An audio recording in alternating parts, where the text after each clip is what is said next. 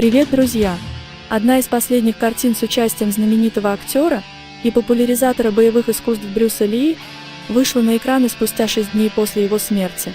«Выход дракона» – один из ключевых фильмов в карьере Брюса, закрепивший за актером статус легендарного мастера боевых искусств.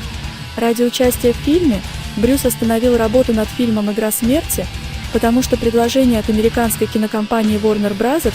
Было тем, о чем он давно мечтал.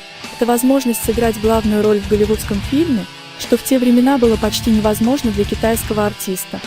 До этого он участвовал в создании фильма в гонконгской студии Golden Harvest и благодаря этому обрел известность в боевом кинематографе. Кстати, у фильма были альтернативные варианты названия, например, «Остров Хана» или «Смертельная Троица», но Брюс убедил руководство утвердить название «Выход дракона». Этот фильм – настоящий подарок любителям боевых искусств и поклонникам таланта легендарного актера. Фильм с небольшим бюджетом снимался всего 3 месяца, но стал, по признанию критиков и многочисленных зрителей, лучшей ролью Брюса в кино.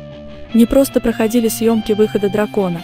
Актеры были задействованы как американские, так и китайские, что вносило в рабочий процесс разобщенность. Переводчиков не хватало и недостаточно было материала для декораций. Также возникали конфликты даже между статистками и каскадерами, принадлежавшим к разным китайским группировкам. Даже Брюс в начале съемочного процесса повздорил со сценаристом, в результате чего и вовсе отказался от роли в фильме, но актера уговорила вернуться к работе его жена. Фильм рассказывает о бойцовском турнире, который на уединенном острове организует влиятельный бизнесмен Хан. Миллиардер подозревается в торговле наркотиками, но доказательств его вины нет.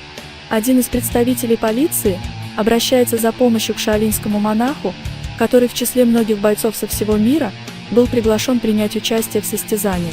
Чтобы разоблачить преступника и выбраться с острова живым, герой Брюса вынужден применить все свое мастерство, которое он накопил за годы изнурительных тренировок в монастыре.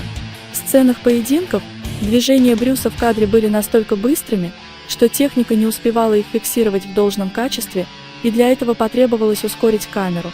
Также во время съемок поединков он получил множество травм. В схватке с участием известного каратиста Боба Уолла Брюс порезал руку бутылочным стеклом, и ему пришлось накладывать швы. В другой сцене он слегка ударяет кобру по голове, чтобы она раскрыла капюшон. В одном из дублей змея укусила актера, но ничего страшного не произошло, поскольку кобру заблаговременно лишили яда. Также в «Выходе дракона» в боевых сценах участвовали тогда еще неизвестные Сэма Хунг и Джеки Чан, который даже не был указан в титрах. В одном из дублей Брюс попал палкой по лицу Джеки Чана, после чего немедленно извинился и пообещал ему роли во всех последующих своих фильмах.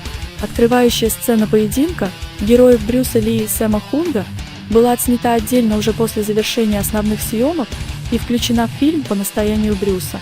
Также Брюс пригласил на роль телохранителя экранного противника своего лучшего друга Бола Янга, с которым они много тренировались и ставили боевую хореографию. «Выход дракона» стала последней законченной работой легендарного мастера. Актер погиб незадолго до премьеры в возрасте 32 лет. Несомненно, при жизни его фанаты увидели бы еще кучу его фильмов, однако даже умерев молодым, Брюс оставил после себя великое наследие, которое еще долго будет вдохновлять начинающих актеров. Ставим лайк и подписываемся на канал, чтобы не пропустить следующие видео.